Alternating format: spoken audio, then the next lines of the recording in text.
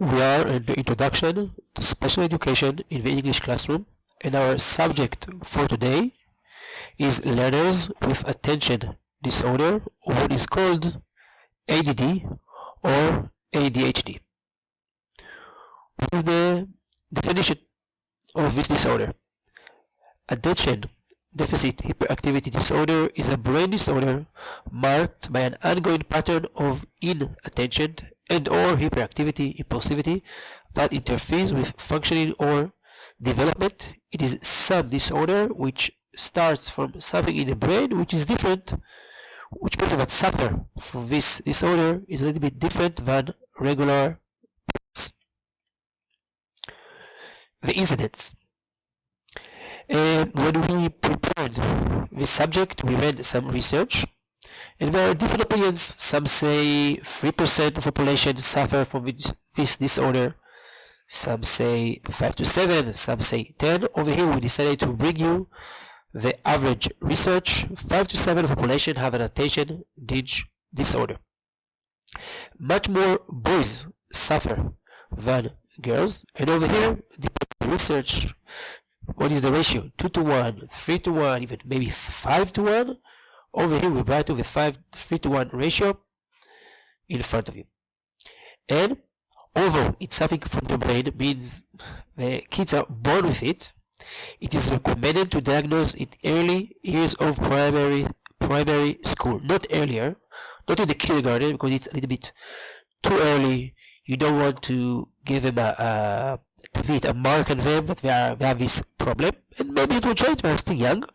But on the other side, not to wait too late. These students might not succeed in class, and the earlier you diagnose it, it could be help easier for them to deal with their difficulties.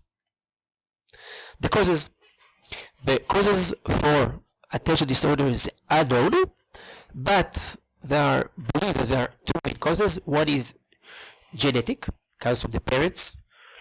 In a lot of cases, we can see that more than one child in a family suffers from this disorder. And the second cause is environmental factors. The area where we live also has effect on this disorder. There are three symptoms. The first one is in all cases, and the other two really depends. The first symptom is difficulty paying attention or focusing on certain task. It's called attention disorder. People that suffer have a difficulty, it's hard for them to pay attention, but we want to focus it on certain tasks. It can be a person, a kid, a child, which suffers from this disorder, and it's very hard for him to concentrate in class, for example, but maybe somewhere else he can be focused for a very long time. The next two symptoms, in some cases they are, in some cases they are not. One is being overactive or hyperactive, not able to sit down, to relax, things to move all the time. And the last symptom is acting on impulse without thinking, reacting without thinking, with acting for emotions and not from thinking. And that may cause a lot of problems in social reaction. Influence in the ELC. We brought here 4 things that can influence in the class. The first two are connected to the attention symptom. They get distracted easily and forget things often, and have trouble finishing tasks like homework. Okay, it's hard for them to concentrate, so it's hard for them to concentrate, and because of they forget, because of they don't finish tasks, and we need to be aware of that. The third symptom, talk non-stop, is connected to the hyperactivity aspect, and the last one, have trouble controlling their emotions, is connected to the impulse part. The difficulties mentioned above are connected to all teachers, but are more severe in a class where it is hard even for a regular pupil to understand, because it is not his L1. In an English class, the kids need to concentrate. It's hard for them to understand what we ask for them. It's of the language. A student with attention disorder, it's twice as hard than an average student. What can we do? The first tip, which maybe is the most important one, is be aware to the disorder. It looks like the child can control his behavior, but he really can't. Don't get mad. In order to succeed in teaching, in helping our kids, we need to believe in them, to like them. If you're a student, you can't, wow, you don't want him to be there, it's almost impossible to teach him. Sometimes the kids which suffer from attention disorder, that's our feeling towards them. I wish you won't be here in class. If we are aware that it's not that he's a bad kid, he really cannot control, we can change our attitude, and by that, maybe help him to learn and study. Make sure your instructions are clear. When you speak to the pupil, make sure he is listening. Keep an eye touch. Again, they have an attention problem.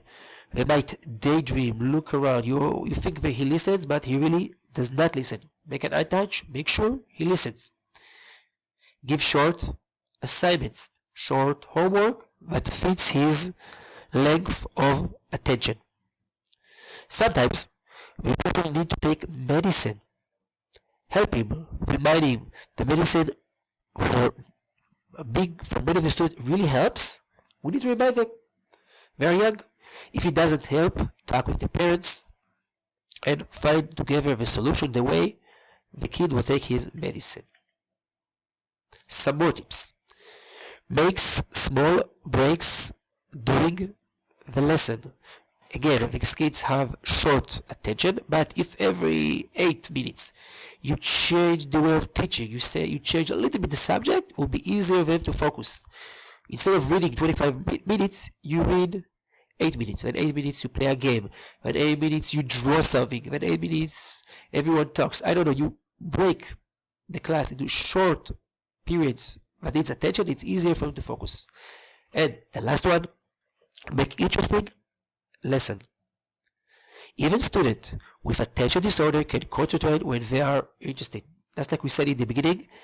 Only on certain occasions they don't concentrate. If something really interests them, they can concentrate. And if you make interesting lessons, they will concentrate. Now, watch this video for more information, and we have some questions ahead.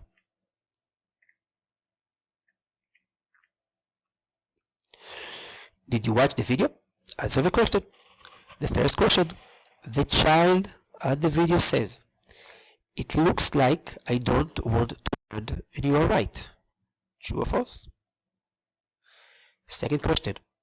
If the pupil with attention disorder does not look at you when you talk to him, tell him to look at you. True or false? Third question. As a teacher, if you ask a pupil with attention disorder to sit down straight, he will learn better and it will be helpful. True or false? The fourth question. The children with attention disorder understand that the teacher does not understand them and they are okay with that. True or false? 5. The child says, "I feel better when I am rocking on my chair." True or false? 6. When the teacher gives a lot of directions, the pupil with attention disorder will never remember. True or false? 7. When the teacher gives a lot of homework, the parent need to help them but never do it for them. True or false? 8. There are more girls who have attention disorder. True or false? 9. The cause of ADHD is genetic or environmental factors. True or false? And the last question, as a teacher, be aware of this disorder. It looks like the child can control his behavior, but he can do it. True or false?